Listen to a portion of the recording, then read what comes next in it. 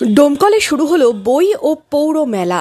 21শে ফেব্রুয়ারি আন্তর্জাতিক মাতৃভাষা দিবসে মেলার সূচনা হলো জনকল্যাণ ময়দানে। 5 দিনের মেলায় বইয়ের পাশাপাশি থাকছে খাবার ও হস্তশিল্পের প্রদর্শনী। শুক্রবার দুপুরে মেলার উদ্বোধন করেন মুর্শিদাবাদের সাংসদ আবু তাহের খান সহ প্রশাসনিক আধিকারিকরা। এখন আজকে দিনটি আমাদের কাছে অত্যন্ত গুরুত্বপূর্ণ, আন্তর্জাতিক মাতৃভাষা দিবস। এই দিনে আমরা আজকে ডোমকলের এই বইমেলার শুভ সূচনা করলাম। প্রায় 6 দিন ধরে চলবে। সর্বস্তরের মানুষের কাছে ডোমকলের আহ্বান করব, ডোমকল সাব ডিভিশনের, যে সকলে আসুন।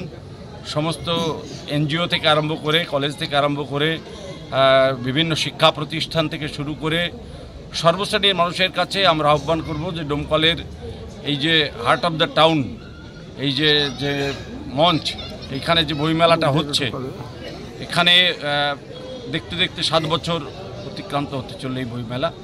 এবারের বইমেলায় নিশ্চয়ই আরও ভালো হবে।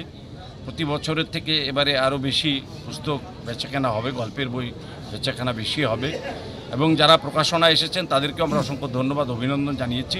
এবার 7ম বর্ষে এই বইমেলা। মেলার পাশাপাশি রয়েছে আঁকা, কুইজ, বিতর্ক, আবৃত্তি সহ নানা প্রতিযোগিতামূলক অনুষ্ঠান।